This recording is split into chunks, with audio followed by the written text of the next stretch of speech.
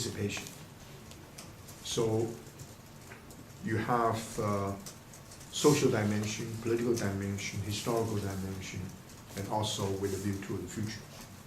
Not necessarily you're prophetic, but you look beyond your position here now. But for this morning, we're going to deal with another dimension, which is also important, which is an assumption that can be criticized. That is, human beings are all transcendent beings.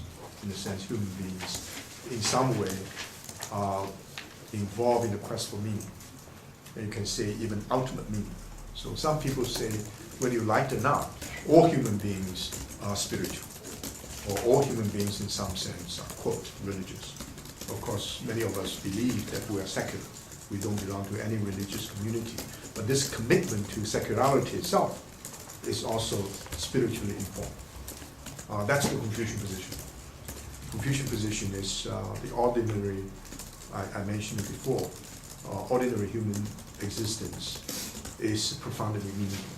You know, we have this seminal book, Confucius, The Secular Essay. So no matter what we do, it's secular. Like this class, it's nothing to do with the transcendent on the surface, but it's spiritually meaningful.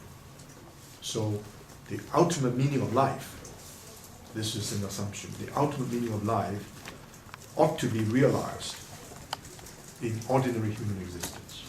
You can even say it is not possible to live the full life without being informed by some ultimate concern. You know the Greek idea? Life that is not examined is not worth living. So the idea that we live meaningfully and with reference to transcendence is important. But normally, the transcendent in many other traditions is radically different from the world here now. Right? The Christian idea of God, the Islamic idea of Allah, or even the Buddhist idea of nirvana. These are states of achievement that ordinarily, even with our intelligence, with our rationality, we don't understand. But I use a technical, philosophical term. Confucians believe in the continuity of being. Means all modalities of being are interconnected.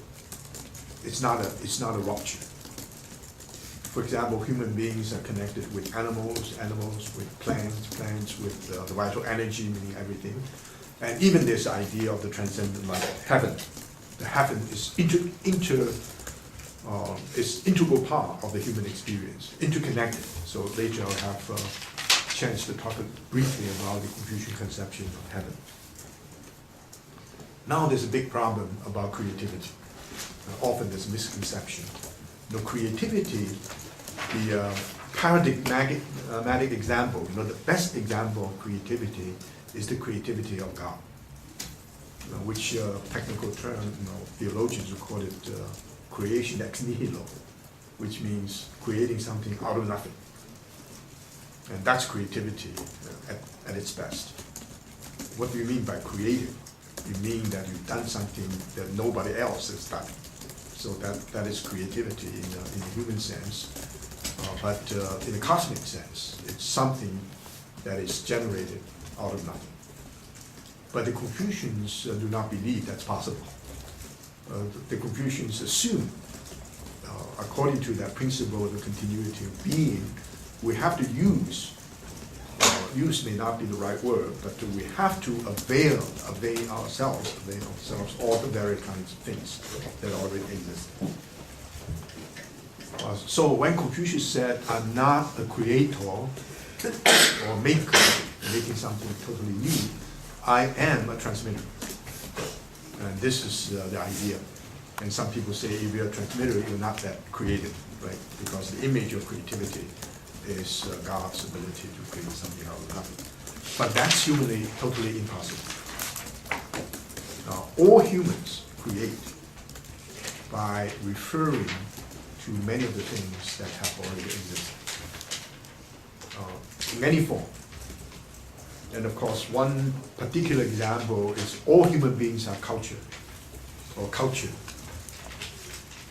human beings do not enter into the world without, let's say, the baggage of culture. If a child is socialized, the child takes part in the cultural universe. But we have to be more specific about culture. A very important aspect of culture is our ability to use language. We know for sure there's no private language. Sometimes the three of us may develop certain kind of private language, like the mafia. So nobody will understand what we talk about.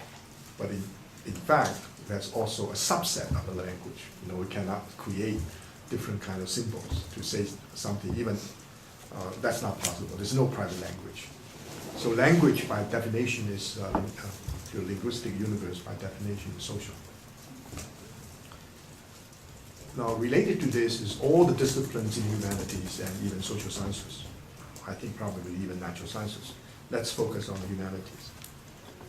In literature, we know for sure if you want to be creative, you need to be totally, literacy is a minimum requirement. You just can't imagine a great writer who happens to write ungrammatical. So that's being very creative. According to one theory, that's Chomsky's, I guess, human beings are linguistic beings. Being linguistic beings, they are extremely creative. Normally, we say, no, that's not right, because we learn from our parents, learn from society how to speak. And there's very little creativity involved. We just internalize all these patterns so we'll be able to speak.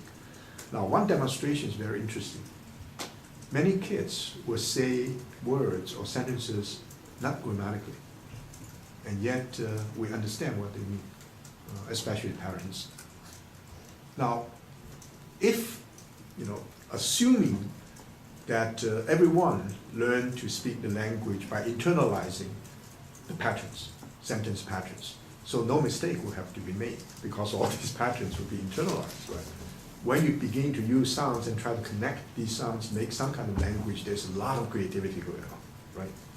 Because it is impossible to imagine all these mistakes people made, children growing up. And so continuously you learn, not passively, you learn creatively. And therefore in literature,